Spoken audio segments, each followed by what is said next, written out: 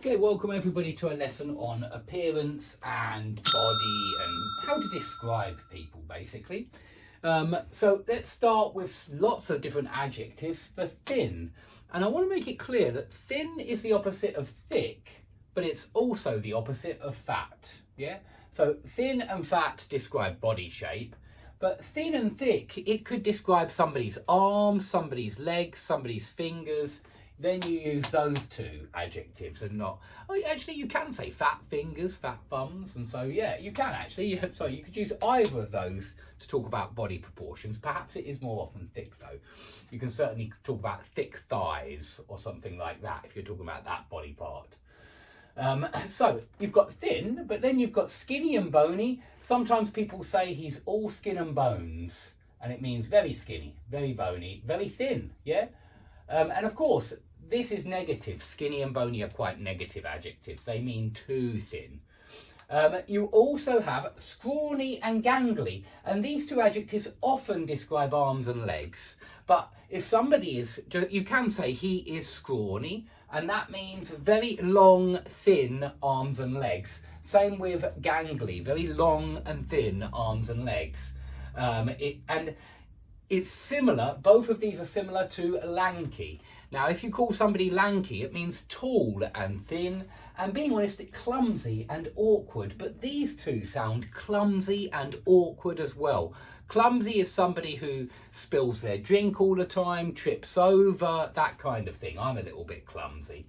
And so the idea here is that when somebody's tall and thin, they look sometimes a little bit clumsy, a little bit like they might trip over or knock something over. And so we use the word lanky for that, but scrawny and gangly really does refer to the arms and legs being long and thin, but also clumsy. Clumsy, long and thin arms and legs. Emaciated means sick and thin. Yeah, a person's usually got a pale face when they're emaciated. Use this adjective pale to describe somebody who's got a very white complexion, perhaps because they're frightened, perhaps because they're cold. But if you're sick, sometimes you've got no colour in your face, you're emaciated. So you can use that word to describe sick and thin, but we often say he had such a gaunt face, and it means this emaciated face. So gaunt is also sick and thin. Haggard is a little bit different, and it still usually describes the face, just as these two do. Emaciated doesn't. You could say emaciated skin, certainly, or you could say he looked emaciated. Yeah, nothing wrong with that, and it means the whole body really. But gaunt and haggard are usually the face, and haggard is more like old and tired. A person with a haggard face will have lots of wrinkles, and it's wrinkles. Look, I've got lots of wrinkles up here on my forehead. I suppose it's where I'm frowning all the time, yeah. And wrinkles, we call those lines on the skin. As you get older and your face gets more haggard, you get more wrinkles, yeah. So haggard is old and tired. Now we also say these are all positive. I want to make that clear, because these were all really quite negative in various ways, yeah. But these are all positive. If you say that it's usually about, all four of these are usually about women. And if you say she is slim, that means thin and attractive, yeah? Same with slender, but you very often say she has a slender waist, and that means thin and attractive waist, yeah? And so really these are never for anybody who's overweight, certainly not. A slender waist says the opposite. But yeah, you can say she was slender, or you can say it collocates very well with waist, just like gaunt collocates very well with face, and scrawny arms and legs, gangly arms and legs, they collocate as well. Now, if you say that she is petite, this is obviously from the French for small, if memory serves, but it means small, not tall, and thin. But it's used in a very positive way for women. You know, the idea is that they're certainly not overweight, and certainly not tall and lanky either, but petite. Yeah, and I mean, it certainly doesn't mean the same as the next one, which is curvaceous, curvy. And so a woman who has a curvaceous figure, and it certainly collocates well with figure, a curvy figure, It means he has a nice shape with lots of curves. Yeah, but if you ought to understand that this is a straight line, this is a curved line. Yeah, and so her body has lots of curves. That should make it all clear why we say curvaceous. So all of those are positive and usually about women. All of these ones are pretty positive actually, and you could use them about either gender. You could use them about men or women. But svelte and lithe both mean attractive, athletic, attractive and fit, attractive and athletic, attractive and in good shape. Yeah, so that's one way of describing somebody who is attractive. But if somebody is muscular and thin, yeah, I mean, because svelte and lithe, they're still thin. I want to be clear here that all of these words are thin in some kind of way so far. But this is attractive and athletic, thin, yeah?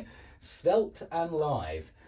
If it's muscular, if the person is muscular and well built, but they're still thin, yeah, again, I've got to say this, thin. If they're thin and muscular, lean and wiry work very well. And wiry very often describes arms and legs, so it collocates well with arms and legs. So it means muscular but thin, yeah, muscular but thin.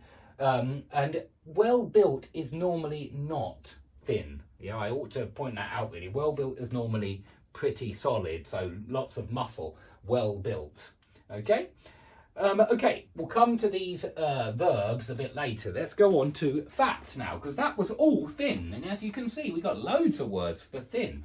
We got loads of words for fat too. We've got, for example, fat, which is offensive. I want to make that clear. Usually it's offensive. It depends who you're talking to, but be careful.